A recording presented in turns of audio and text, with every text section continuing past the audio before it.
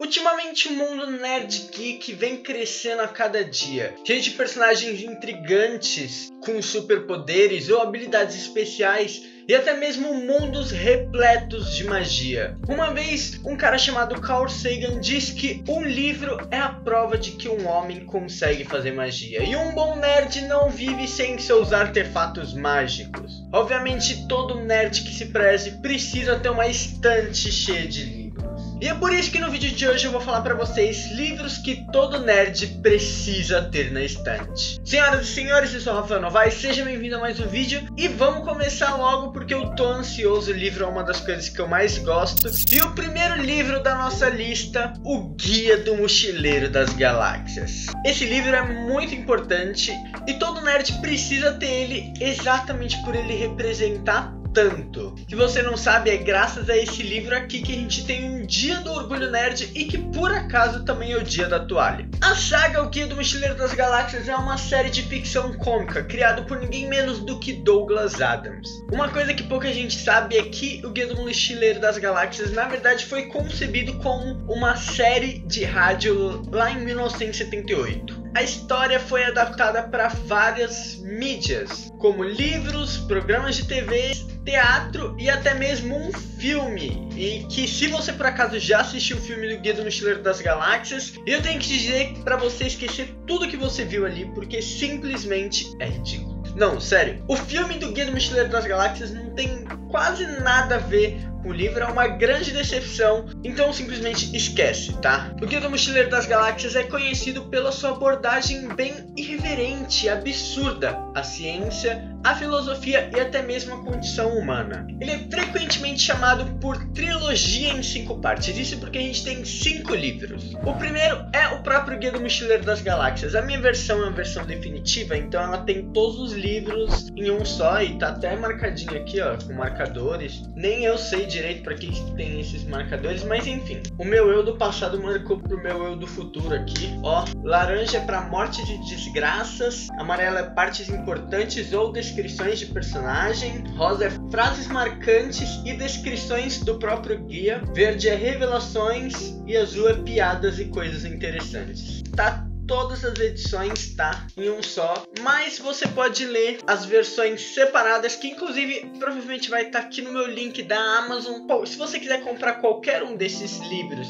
que eu tô recomendando pra você, é só você vir aqui no primeiro comentário fixado que vai estar lá listadinho, bonitinho. Se não tiver lá é porque não tem na Amazon. Mas o primeiro livro, lançado em 1979, conta a história de Arthur Dent, um inglês que vive lá na Inglaterra, obviamente, e ele acaba sendo salvo pelo seu amigo Ford Prefect. Eu falei até meio inglês Prefect. Que se revela como um alienígena e ele salva o melhor amigo alguns segundos antes da Terra ser explodida, simplesmente para eles construírem uma avenida espacial. E a Terra estava bem no meio dos planos dele, então simplesmente explodiram o planeta. Mas o Ford salva o Arthur e eles acabam viajando numa aventura pelo espaço, sendo guiados pelo Guia do Mochileiro das Galáxias, que é simplesmente uma enciclopédia enorme que conta sobre tudo que existe no universo. Eu tenho que falar para vocês que essa enciclopédia é cheia de definições absurdas, até um pouco úteis, mas segundo o Guia do Mochileiro das Galáxias, lá eles têm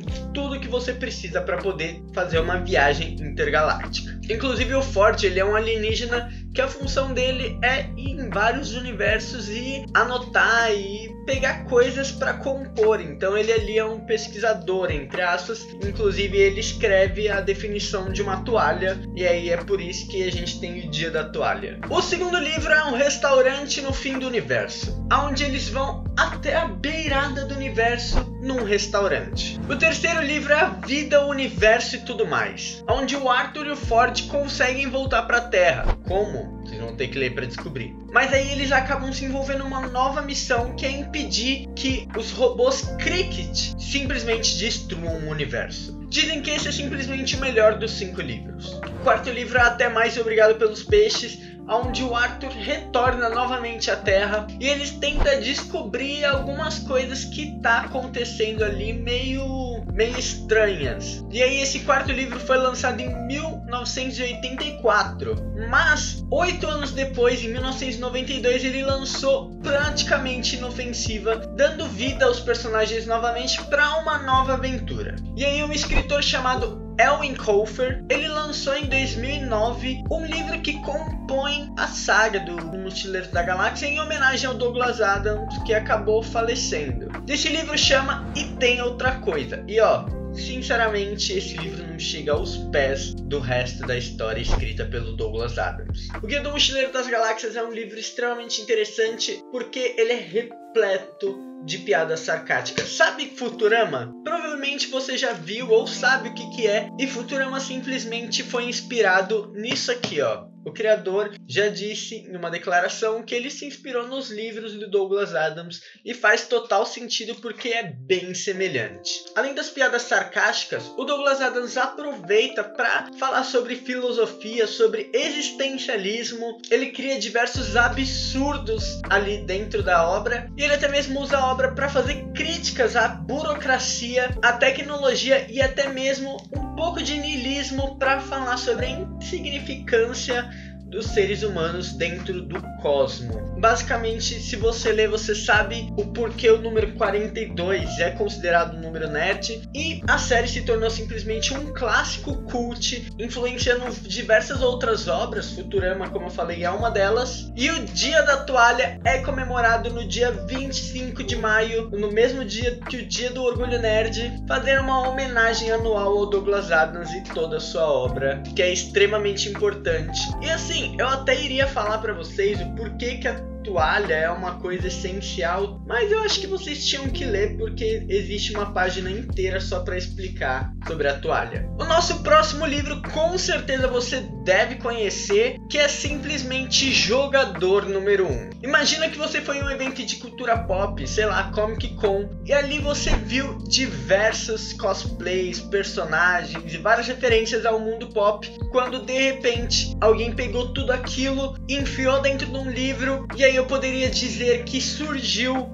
Jogador Número 1, mas na verdade eu acho que não chegaria nem perto à existência dessa obra. Ele é um romance de ficção científica, escrito até que recentemente. Ele foi publicado em 2011 e ele foi escrito pelo Ernest Cline. Ele é simplesmente uma celebração à cultura pop dos anos 80, que a gente sabe que foi um dos anos mais influentes, acho que muitas coisas. E aí esse livro em 2018 ganhou um filme com o mesmo nome, simplesmente dirigido por ninguém menos do que Steven Spielberg. O que é mais engraçado porque o Spielberg ele é bem conhecido por estar ali no comando de diversas obras dos anos 80 que fazem parte da cultura pop, então acho isso muito legal. E basicamente a história vai se passar em 2045, onde um cara chamado James Halliday, ele criou uma espécie de óculos VR, onde transporta a gente pro Oasis. O mundo dessa realidade ele está simplesmente destruído com diversas crises sociais, econômicas, e as pessoas, para escaparem da sua realidade, acabam utilizando o Oasis, entrando no mundo de realidade virtual, onde você pode trabalhar, pode jogar, pode fazer, simplesmente viver um mundo novo lá dentro. Só que acontece que o James Halliday acabou morrendo e ele não tinha herdeiros. Só que antes de morrer ele já tinha programado o jogo para no momento da sua morte aparecer um vídeo lançando um desafio, uma caça-tesouro dentro do próprio Oasis, e quem conseguisse achar todos os easter eggs herdaria não só sua fortuna bilionária, como também o funcionamento do Oasis. Só que esse desafio exigia que o jogador conhecesse bastante sobre a cultura pop dos anos 80. E aí a gente tem o nosso protagonista, o Wade Watts, ou o seu nome lá dentro do Oasis, que é o Parzival. Ele é um jovem bem pobre, de uma realidade bem complicada. Ele vive lá no meio das favelas dessa realidade, onde uma casa sobrepõe a outra e enfim. E ele decide embarcar dentro dessa aventura, impedindo que a IOI, uma empresa multimilionária e maligna, pegue o controle do Oasis para tentar lucrar com ele.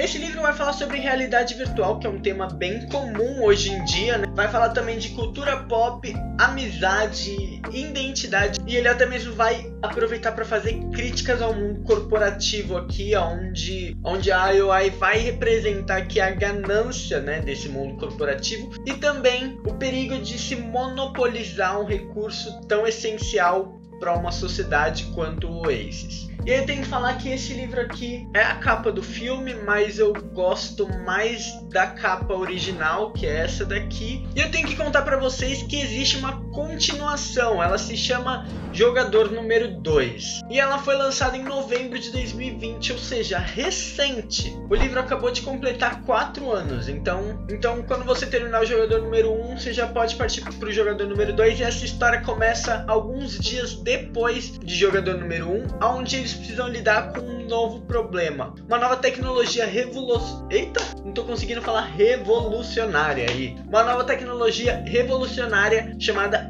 Oni. E aí aqui a gente vai ter uma nova caça ao tesouro em busca dos 7 fragmentos da alma de Anorak. Eu queria falar que a câmera simplesmente parou de gravar no meio do vídeo e eu só percebi depois que eu editei. Então eu tô gravando isso muito tempo depois, só para eu falar dos livros que a câmera acabou não gravando. Então se tiver algumas coisinhas de diferente, ignorem. Bom, mas continuando, Anorak é o nome do avatar de James Halliday. E aí não só isso, como esse avatar se torna uma inteligência artificial viva e se torna inimigo dos nossos personagens. Eu ainda não li esse segundo livro, gostaria bastante, mas uma curiosidade é que existem boatos que um roteiro para uma continuação de Jogador Número 1 já está sendo desenvolvido e é bem provável que o Spielberg volte para o papel de diretor para fazer a sequência do filme. Nesse segundo livro a gente vai ter mais presença de easter eggs lá dos anos 2000, anos 90. Mas agora vamos falar do nosso próximo livro, que é uma leitura muito gostosa. Para mim foi uma surpresa e é de um autor brasileiro. Eu tô falando de Espadachim de Carvão, lá do Afonso Solano. Eu tenho aqui os 3 livros da saga e o Afonso Solano ainda tá lançando e é uma história muito interessante. O Espadachim de Carvão é um romance de fantasia escrito pelo Afonso Solano lá em 2013. E aqui a gente vai estar imerso num mundo totalmente diferente chamado Kurgala, onde a gente vai ter a mistura de vários elementos, tá? A gente vai ter ficção científica, mitologia, fantasia, e esse livro ele se destaca bastante por várias mensagens, inclusive esse livro se destaca bastante pela criatividade do Afonso Solano em criar todo esse universo. Isso porque Kurgala é um universo totalmente único, com raças, culturas, idiomas e uma geografia própria, onde inclusive o mundo e a magia coexistem aqui de forma muito harmônica. Sem contar os personagens, eles fogem totalmente do padrão que a gente está acostumado, sendo apresentado novas espécies e uma nova cultura, fugindo bastante do clássico de anões, elfos e tudo mais. Essa história acompanha Adapak, e ele é chamado de Espadachim de Carvão porque ele é um jovem de pele negra e olhos luminescentes, sendo filho de um dos 4 deuses de Kurgala. E aí, por ser filho de um deus, ele cresceu isolado em uma ilha onde ele recebeu uma educação bem rigorosa pelo seu próprio pai, um deus. Só que aí a vida dele vira de cabeça para baixo quando de repente ele é acusado de um crime e se torna alvo dos caçadores de recompensa. Esse primeiro livro é maravilhoso, inclusive ele está assinado pelo próprio Afonso Solano. Eu encontrei ele num dos eventos e ele assinou para mim. Eu adoro as histórias. O primeiro livro eu confesso que dos 3 é o que eu acho mais fraquinho, mas era quando ele estava começando, mas esse livro aqui, ele arrasa, tá? As Pontes de Puzur. E eu tenho que ser sincero, se você terminar esse livro sem umas lágrimas nos olhos, você não é mais humano. E aí no terceiro livro dessa saga a gente acompanha de novo o Adapak, porque no segundo a gente acompanha outro personagem, o Puzur, e aqui a gente volta com o Adapak, e eu confesso que essa história eu não consegui largar a partir do momento que eu comecei. Eu lembro de estar na biblioteca da faculdade lendo isso várias vezes antes de começar as aulas, e cara, é muito bom. Afonso Solano arrasa e você precisa ter essa obra na sua estante. Além disso, tem mais um livro livro que é Os Contos de Tantum e Magano. Deixa eu só conferir se eu falei o nome certo, porque eu falei de cabeça. Tá certinho. E eu tenho que falar que esse é um livro de contos, eu tô pra comprar, porque durante os livros do Espadachim de Carvão é citado histórias que o próprio Adapak leu, como se fosse um livro dentro de um livro. E essas histórias são os contos de Tantum e Magano. E cara, eu tô muito curioso pra ler esses contos, então tá faltando esse ainda na minha listinha. E ó, aproveitando que a gente tá falando do Alfonso Solano, eu queria falar pra vocês que eu pretendo transformar isso numa sériezinha aqui do canal, onde eu vou recomendando vários livros que eu li e que eu acho que é essencial vocês lerem pra gente estar dentro desse universo de cultura pop. Mas eu vou tentar buscar sempre incluir pelo menos um autor brasileiro. Eu sei que tem bastante, eu já tenho ideias aqui de uma galera que com certeza vocês vão querer colocar na estante de vocês, até porque é muito importante a gente ajudar a apreciar e vangloriar a nossa literatura brasileira, porque, cara, é incrível. A gente tem mania de achar que tudo que vem de fora é muito bom, e aí a gente acaba esquecendo de olhar aqui pra dentro, e quando a gente olha, a gente encontra coisas muito melhores do que vem lá fora. Não que o que vem lá de fora não seja bom, mas aqui a gente tem a capacidade de transformar e fazer histórias lindas e fodas igual lá fora, como no caso do Espadachim de Carvão do Afonso Solano. Mas seguindo para o nosso quarto livro dessa lista, não tem como não falar sobre ele, que eu diria que é um dos mais empolgantes também daqui, que é O Hobbit. Bom, nem preciso dizer que O Hobbit é um clássico da literatura de fantasia, escrito pelo Tolkien e publicado em 1937. Daqui a pouco esse livro tá fazendo 100 anos. E ele é simplesmente o ponto de partida para os livros do Senhor dos Anéis, que sinceramente não vou falar muito aqui, porque eu ainda não li. Eu literalmente coloquei aqui, ó, um marca-página, porque eu vou ler ainda esse livro. Inclusive tá na minha lista de leituras de 2025. Mas vou focar no Hobbit, que é um que eu já li. E cara, eu não sei se você sabe, mas o Tolkien é simplesmente o cara que criou essa ideia de elfos, anões e toda a referência que a gente tem para simplesmente os mundos de fantasia de hoje em dia. Ele foi a inspiração para Dungeons & Dragons, enfim. O Tolkien era um cara incrível. E ele escreveu o Hobbit para os seus filhos quando eram pequenos, então esse livro é considerado ainda por cima um livro infantil, mas não se engane, você que é adulto vai se encantar com esse livro. Tô falando sério, eu li ele ano passado com 22 anos e simplesmente eu olhei e falei assim, caraca, livro incrível, você vai ler, você vai achar muito gostosa a leitura, você vai se sentir melhor amigo do pessoal e basicamente a história acompanha o Bilbo Bolseiro, que é um hobbit que vive lá no condado e ele de repente vai acabar conhecendo o mago Gandalf, que vai colocar ele numa aventura contra a vontade dele, junto com a companhia de 13 anões, liderado por Thorin Escudo de Carvalho, e eles vão simplesmente marchar para recuperar o seu tesouro roubado pelo dragão Smaug lá nas montanhas de Erebor. E aí assim, eu tenho que confessar que lendo esse livro eu senti como se o Bilbo fosse simplesmente meu melhor amigo, uma pessoa muito próxima de mim. Me apeguei muito aos anões, ao próprio Thorin Escudo de Carvalho. Aqui a gente vai ter diversos momentos muito legais. A gente tem as charadas do Gollum com o Bilbo, a gente tem o Smaug, a Batalha dos 5 Exércitos. E aí é muito legal você ler e você perceber como essa história é uma história de amadurecimento do próprio Bilbo Bolseiro, que passa de um hobbit tímido e confortável a um grande herói super corajoso e engenhoso. Inclusive aqui essa questão da coragem é muito discutida. Ele também vai aproveitar para falar sobre ganância e poder. Eu não vou falar muito mais para não dar spoiler, mas daqui ele vai falar sobre como a ganância pode corromper até os corações mais nobres. E basicamente é o que eu falei, esse é um prelúdio pra gente ler Senhor dos Anéis, e o mundo construído aqui é muito legal. É aqui que inclusive o Um Anel vai ser falado pela primeira vez, vai ser introduzido, e sinceramente se você quer começar uma leitura, quer começar a sua coleção nerd, começa pelo Hobbit. Essa capa é simplesmente magnífica, é lindíssima, tem ela em versão em capa dura, vou colocar aqui no link aqui embaixo. E cara, simplesmente é um livrão assim. É um dos livros que eu falo de mais coração aberto. compra que você não vai se decepcionar. O último livro dessa lista não seria um livro tão fácil, então eu recomendo ele para quem já tá mais acostumado a ler. E assim, eu acho que eu não poderia fazer essa lista sem citar ele também, que é atualmente o maior escritor de fantasia contemporânea. Ele superou o Martin, que escreveu Game of Thrones, e assim, a escrita do cara é incrível, e eu tô falando simplesmente de Warbreaker, escrito pelo Brandon Sanderson. Eu simplesmente acabei esse livro hoje. Eu só tava terminando de ler ele para recomendar para vocês para gravar esse vídeo, então eu terminei hoje, já estou gravando, e eu tenho que falar que essa é a minha melhor leitura deste ano de 2024. O livro lançou esse mês, lançou em dezembro, é um livro antigo já lá na gringa, já é de 2009, antigaço, mas a editora lançou ele recentemente nessa capa lindíssima. Eu vou até abrir o livro aqui, ó.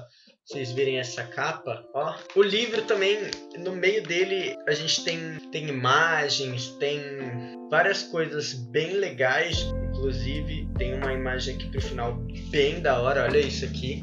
E assim, antes de falar sobre o Warbreaker, eu tenho que falar sobre o Brandon Sanderson. Eu vou fazer um vídeo só voltado para ele, porque Brandon Sanderson está se tornando uma pessoa muito importante dentro da literatura, e é tão legal ver uma lenda surgindo assim aos nossos olhos. A cada obra o cara se supera. Então eu vou fazer um vídeo totalmente dedicado a ele. E basicamente Brandon Sanderson é um dos mais renomados autores, não só de fantasia, mas até mesmo de ficção científica. Ele é muito conhecido pela habilidade dele de criar personagens muito impactantes. Eu terminei esse livro quase com lágrimas nos olhos, pensando que Warbreaker é um volume único, então a gente não tem continuação, e eu já tava com saudade dos personagens, porque você ama todos os personagens desse livro, seja ele vilão, mocinho, não tem como você não gostar dos personagens. Eles são extremamente ricos, você entende as motivações deles, eles não são necessariamente inteiramente bons ou inteiramente maus, você entende todas as nuances, eles são tons de cinza, o que é muito legal nesse livro, porque esse livro fala exatamente sobre as cores. Os tons de cinza são um tipo de pessoas chamadas descoradas aqui, mas só lendo para vocês entenderem o que eu tô falando. E as cores é muito importante exatamente para esse livro, e eu já explico por quê. Além disso, o Brandon Sanderson ele é muito conhecido por criar mundos bem complexos, mas bem compreensíveis. Então você não vai ficar lendo e vai ficar confuso sem entender as coisas, não. Você consegue entender tudo bonitinho, certinho. E ele é muito bom, e esse é o forte dele, é o que a galera mais admira. Ele consegue criar sistemas de magia únicos. Então o que eu ia falar sobre as cores é que basicamente aqui o sistema de magia é baseado em cores e também em respiração, alma, todas essas coisas que, cara, é assim, a magia desse mundo é muito legal e muito bonita. Isso aqui que vocês estão vendo é simplesmente uma demonstração da magia do mundo. Então essas cores passando por aqui, até mesmo esse personagem aqui, ó, ele é um personagem muito importante, um usuário de magia. Então, enfim, é um mundo totalmente colorido, e o Warbreaker é incrível. Ele é meu primeiro livro do Brandon Sanderson, porque o Brandon Sanderson criou um universo chamado Cosmere, e eu decidi entrar na Cosmere, mas não entrar de cabeça direto nas obras, as obras mais refinadas dele, as obras que a galera fica uou! Se preparem para ouvir o nome dele várias vezes conforme eu for fazendo essa série de livros nerds para vocês. Eu posso dar até alguns spoilers, como Tress e a Garota do Mar Esmeralda, ou Coração de Aço, que fez um pouquinho de sucesso há alguns anos, ou até mesmo a obra de maior relevância dele, que é a série Mistborn, ou então o projeto dele que a galera mais tá hypando e que tá muito bom, que se chama Arquivos, os Arquivos da Tempestade, sem entender muito, porque eu não li, e o Brandon Sanderson tem bastante obras interessantes, mas aqui eu vou recomendar para vocês Warbreaker, você que quer entrar na Cosmere. Sendo assim, muito obrigado por terem assistido, não se esqueçam de se inscrever aqui embaixo, dá aquela forcinha pro canal, de clicar em gostei, me segue lá nas redes sociais, a gente vai lançar episódio novo no nosso podcast Um Quarto de Rafa, tá todos os links aqui embaixo, junto com os livros que eu falei nesse vídeo, onde vai ter os links para você comprar, clicar, comprar ali, e comprando os livros pela Amazon, pelos meus links, você simplesmente não paga nada mais, porém uma parte desse dinheirinho vem aqui pro canal, ajudando o canal e faz muita diferença, vocês não fazem ideia. Sendo assim, muito obrigado por terem assistido, valeu, falou!